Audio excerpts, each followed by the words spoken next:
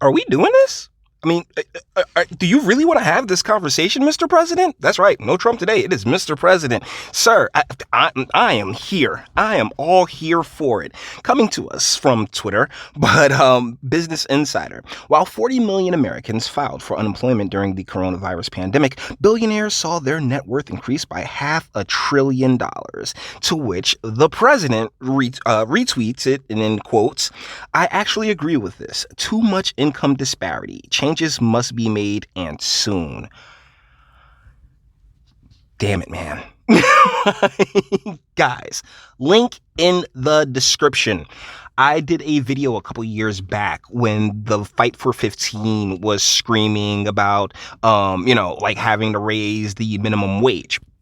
To which I said $15 an hour is complete bunk. And let's quickly get into why it is. See, 40 hours, the American standard is 40 hours a week of work, 52 weeks in a year. So if you're making $15, that comes out to $31,200 before taxes, right? So after taxes is about let's say about 26, 27 grand. That's no money. Okay, I don't mean to sound like Dame Dash at all, but that is not, that's not prospering. But unfortunately, in many pockets of the country, in many spaces of the country, the idea that, the simple idea that, oh, you have a job means, hey, man, you're doing great. You're doing fantastic. All your problems are solved. And real talk, we haven't addressed that at all, like that non-reality, that the hourly wage standard that we've set here has been bunked. I mean, inflation has completely detonated it. So one of the things that I get into in that video is, changing from the hourly rate to, part-time, full-time, and setting a salary-based standard. Part-time will be maybe about $25,000 a year, whereas full-time job standard would be about $70,000 a year, and taking the money that we spend on the welfare state and a lot of the bureaucracy that goes into the welfare state and just, using it as the payroll for small businesses.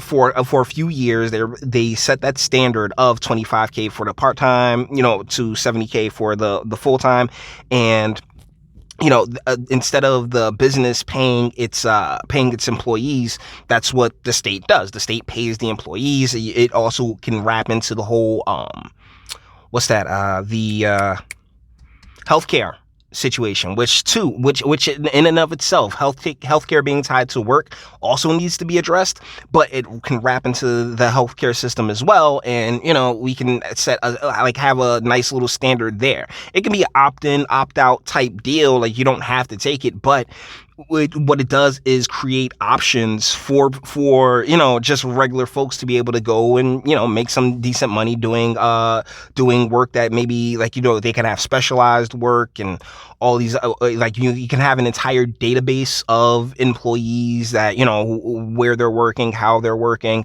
within that that deal. So if the business sinks or swims, it's completely on the business owner, but that employee, okay, well, we know that this is going to be running up on, this business owner isn't going to be able to retain you, but we got this other spot over here that we can send you on to, and it's the same type work. And you guys get what I'm saying? I know it's how do I put it? I know that it's far more complicated and nuanced than that, particularly when you get into the different types of industry that we have.